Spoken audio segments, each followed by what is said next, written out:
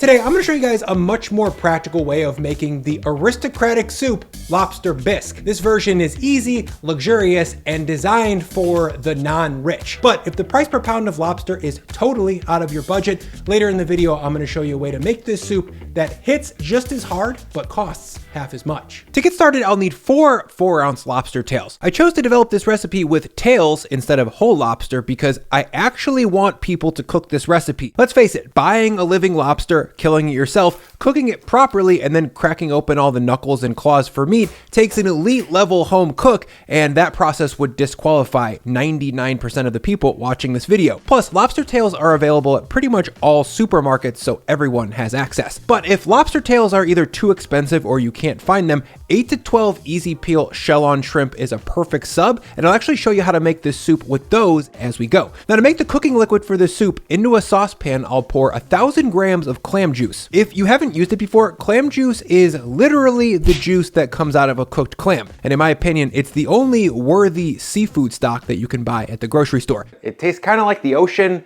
but clean ocean. Behind the clam juice, I'll add in 250 grams of a Chardonnay adjacent white wine, meaning not sweet and medium acidity. Then in goes 1,000 grams of chicken stock and then 20 grams of chicken bouillon. This won't make the soup taste chickeny, but it will make it taste better. Or instead of chicken bouillon, you could sneak in some of this BTB lobster bouillon. This video is not sponsored by this brand, by the way. I just think that this product is a perfect fit for anyone who's trying to get their bisque on. Link below. Next, I'll move my lobster cooking liquid over to the stove and then bring it up to a hard boil for about 5 minutes. This will cook off the raw edge of the white wine. From there, I'll turn the burner off and then add in all 4 of my lobster tails. Once they're in, I'll set a timer for 6 minutes. Ideally, the liquid temperature here after 4 cold tails go in should be about 175 to 180 F. Cooking the lobster below a boil like this is much gentler and it'll help us avoid rubbery, overcooked meat. Alternatively, if you're using shrimp to make this bisque, the cooking liquid and process will be exactly the same, but the cook time is going to be 4 minutes instead of 6. And after 6 minutes of poaching, I'll snatch the lobsters off the stove and put an instant read thermometer into the deepest part of the tail. The internal temp here should be about 130 to 135 F. Any less and the meat won't be cooked enough to easily remove from the shell. 5 minutes later, once these tails have cooled a bit, I'll grab some food scissors and cut them from the open end down towards the tip of the tail.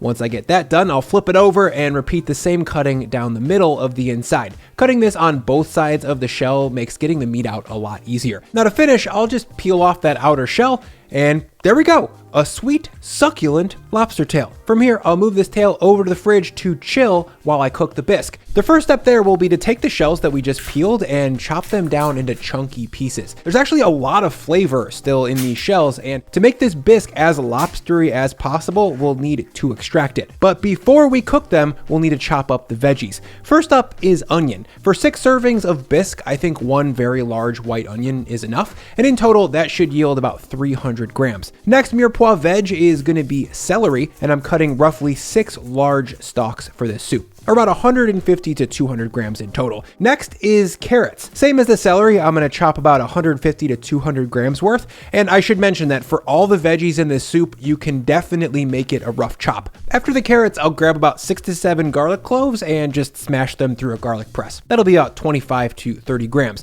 Now, the last bit of knife work will be to grab the lobster from the fridge and chop it up for the soup. I like to take the largest, most intact tail and chop that one into large, pretty bite-sized pieces. This stuff's gonna be the garnish lobster that we put on top of the soup. The rest of the tails I'll chop down into smaller pieces and those will get folded into the soup. Now to cook this soup, I'll grab a large, deep soup pot and drop it on the stove over medium heat. Next, in goes a long squeezer of olive oil, then 2 sticks of butter, and then all of my chopped up lobster shells. Next, I'll stir to fry the shells and infuse this butter with as much lobster flavor as possible. I'm including this shell frying step because, according to food science, a substantial amount of the flavors in lobster are soluble in fat, not water. So to get access to that flavor, we'll fry the shells in this butter for about 5 to 6 minutes until it's all all lobstered up. Then we'll move the pot over to a strainer and strain out the butter and toss the shells. Also, if you're making shrimp bisque here, then once the shrimps are poached, you'll remove the shells, reserve the shrimp meat, and then fry the shells in butter until the butter's tasting all shrimpy. Okay, once I've got some reddish orange lobster butter here, I'll move it back over to my soup pot. Then in goes my veggies and a strong pinch of salt. Next, I'll just stir that up and sweat the veggies in the lobster butter for about 5 to 6 minutes,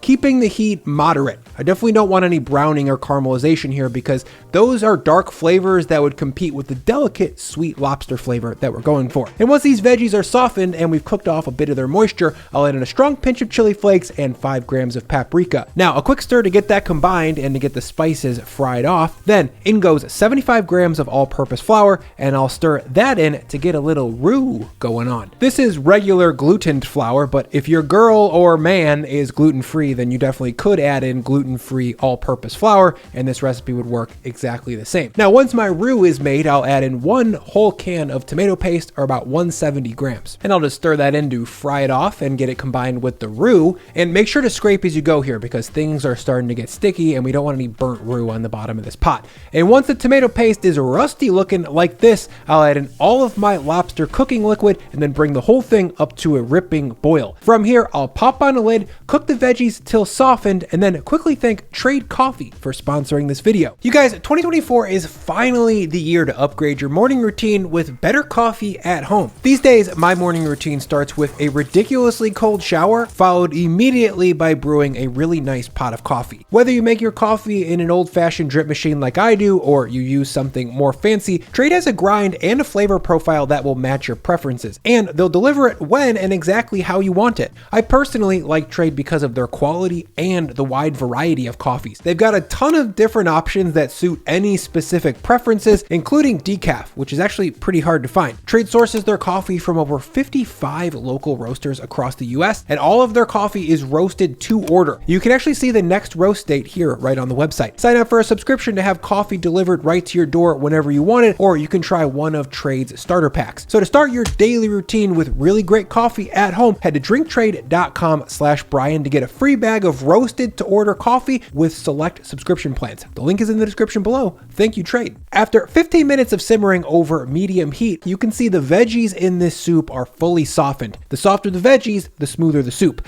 Next, I'll add in 125 grams of heavy cream and stir that in. Personally, I think less is more when it comes to cream in bisques, because the more cream you add, the more muted the lobster flavor becomes. Now, I'll simmer that cream for about 5 minutes to infuse it with the biscuity flavor. Then I'll move the whole pot over to my cutting board and drop in my immersion blender. Once it's in, I'll spin this soup for at least 3 full minutes. Compared to regular blenders, immersion blenders are less good at breaking down food, but given enough time, you can definitely get a pretty freaking smooth puree. Of course, if you wanted to go that extra mile, you could throw your soup into a Vitamix and rip it on high until it's 100% textureless. But again, I wanted to design a recipe here that people would actually make. And I think the results you get with the immersion blender in the pot are more than good enough, so that's what I recommend. And you can see that after 3 minutes of spinning here, this soup is thickened, creamy, and velvety. In French cooking, they would call this thickness nappe. Full-bodied is what I think I would call it. Now, the most important part of making a soup or a stew or anything that's liquidy like this is the salt level. We haven't put a ton of salt in here at this point, and I know that when I taste it, it's gonna be pretty under-seasoned. Yeah, I mean, it tastes good, but it hasn't reached its full potential. So I'm gonna add in a couple of strong grips of salt. And when you make this at home, you'll have to use your judgment and bring that salt close to the upper limit of what you find comfy. You obviously don't want it to be salty, but I think you'd be surprised how much salt a soup like this can take before it reaches its full potential. Ooh, sweet, briny, lobster forward, and very savory. This is a delicious soup. Ooh.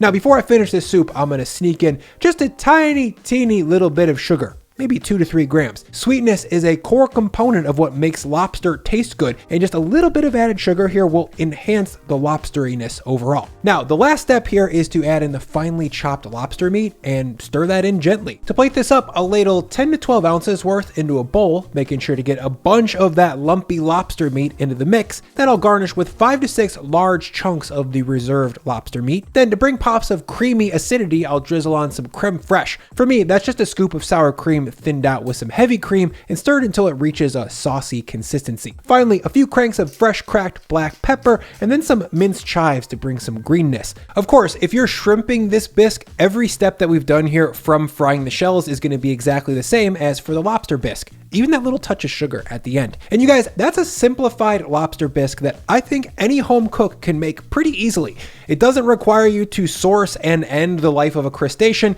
and as far as lobster goes, I think this dish is pretty cost effective.